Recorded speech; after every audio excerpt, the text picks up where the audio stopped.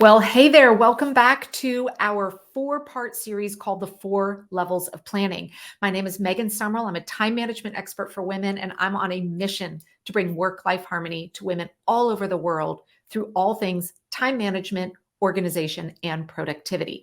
Now, if you've missed the first 2 videos in this 4-part series, you may want to hit pause and go watch those in order before jumping in today. Part 1 was annual planning. Part 2 was quarterly planning. And today we're going to be taking a deep dive on monthly planning. Now, you're also going to want to look at the description below. I've got a link to a free checklist right here that you can go ahead and download that's going to help you through this 4-part series. Now, we have one more coming up. So to make sure that you don't miss it, you're going to want to go ahead and click the subscribe button below, because that will make sure that you get notified when the final part of this series is shared with you. So let's go ahead and jump in to monthly planning. Well, hey there. Welcome back to our 4-part series here where we are covering the 4 levels of planning. This particular episode is the 3rd, which means we are on our 3rd level, which is monthly planning. So if you missed the first 2, the first one we covered annual, the second quarterly, you may want to pause and go ahead and listen to that before diving in here today. Now, I've also created a free checklist for you that goes along with this 4-part series. I'm going to hold it up here if you're watching the video. Make sure if you have not done so yet, you're going to want to go download that, because this is going to be a great reference for you as you step into mastering the 4 levels of planning. So you can go grab it at megansumrell.com/4 levels, the number 4 levels. Again, we are now going to go ahead and take our deep dive into monthly planning. And if we want to take a step back to the kind of plain analogy I've been using during this series, our annual planning, we were way up there at our cruising altitude of 35,000 feet. When we got into quarterly planning, we're more at that kind of 10,000, where, from the plane window looking down, we might be able to make out some familiar objects, but we don't see a whole lot of detail, right?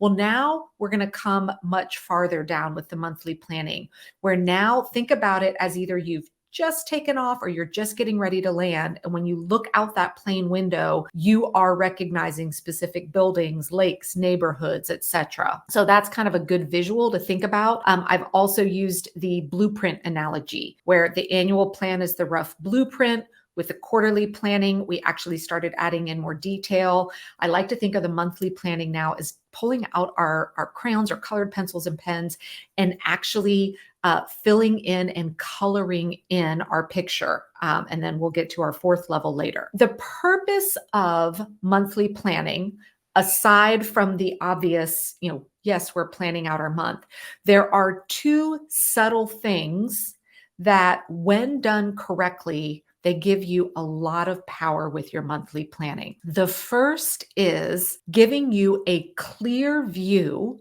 into how much time in this upcoming month is already spoken for, right? Because sometimes we don't realize until we, literally turn the page in our planner or click to the next month on our digital calendar and we see what is ahead of us. We're like, oh my gosh, I didn't realize I had all of this going on. One of the first things I do when I teach the how in the monthly planning is we're actually backing into understanding how much time have I already committed out of this month, so that we have a lot of clarity around, over the next several weeks, do I need to get really comfortable saying no as new opportunities come in that are, trying to take away my time this month? Or is this a month where I see I've got some open space, and this is the kind of month where I might feel more comfortable saying yes to some things? So that is one subtle kind of additional purpose and benefit we get with monthly planning. The second is, this is the layer of planning where we do a lot of deep dive looking into, are the activities that I created in my quarterly planning. And again, if you missed the quarterly planning episode, you'll want to go back and listen to that one, because part of quarterly planning is we're actually writing down the specific activities that we believe that we need to do in order to hit those bigger goals, projects, tasks. All right. So now in the monthly planning is when we get to bring in a process that allows us to say, were these the right activities? When I created my quarterly plan and said, all right, here's what I believe I'm going to do to help me hit this goal.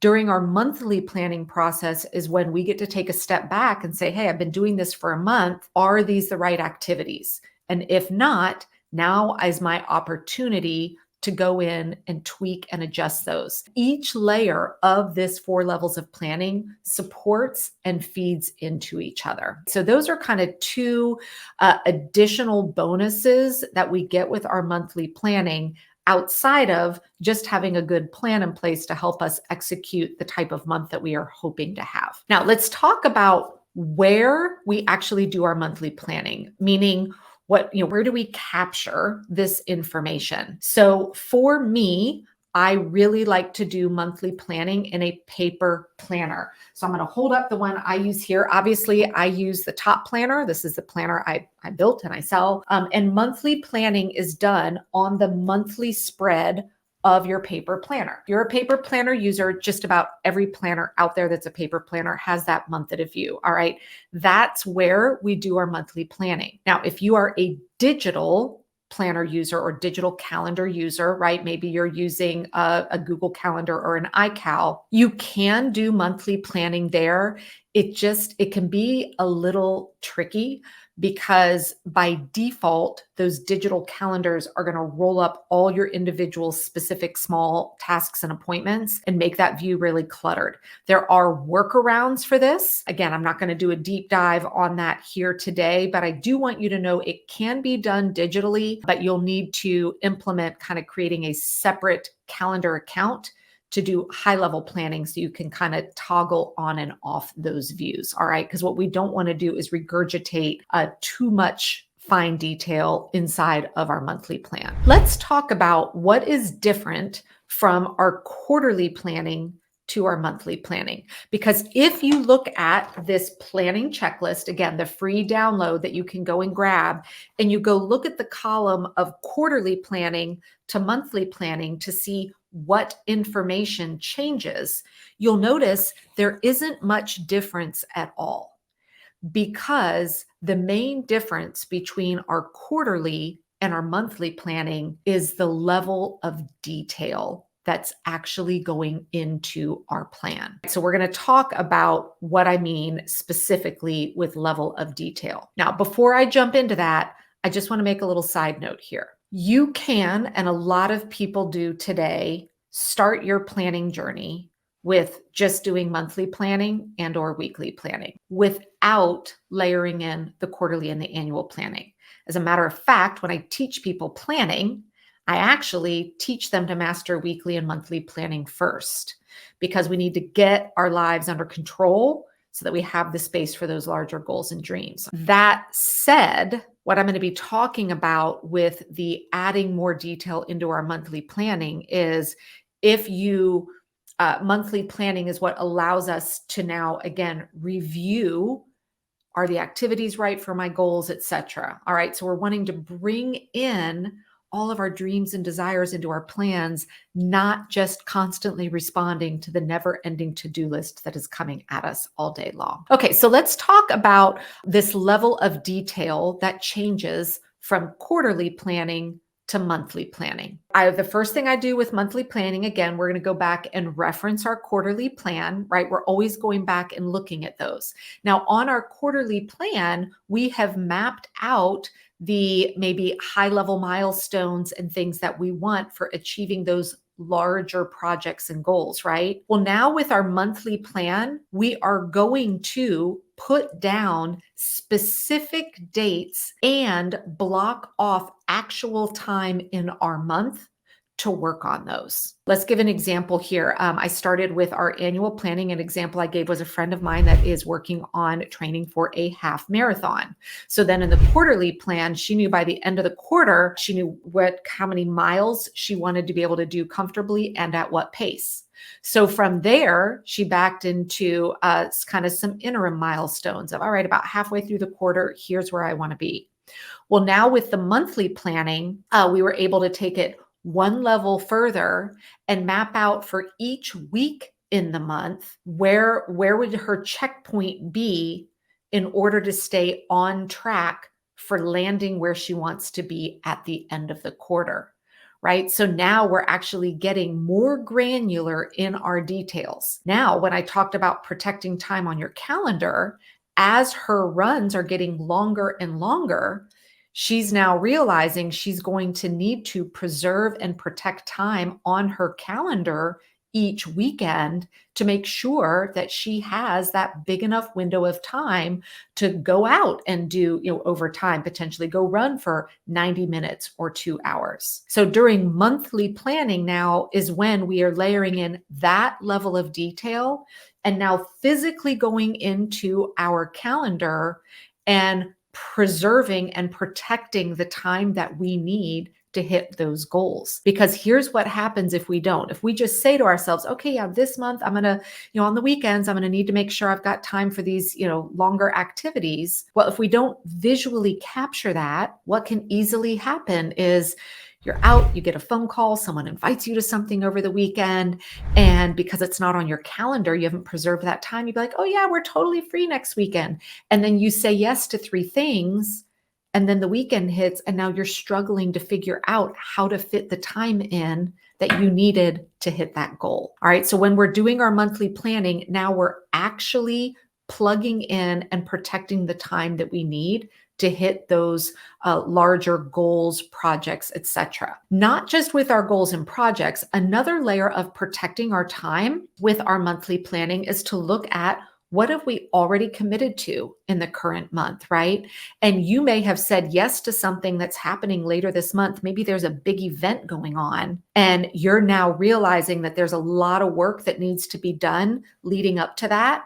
Well, in monthly planning is your opportunity, again, to go in and start protecting time on your calendar. How do we protect time on our calendar? Well, in a digital calendar, you literally go in and block off chunks of time so that other people can't book it with you. In my paper planner, I am actually making notes on the days that I know this is a day where I need to make sure I'm protecting my time to work and prep for this project. So again, if I get a phone call or an email saying, Megan, are you available on thus and such day or thus and such week?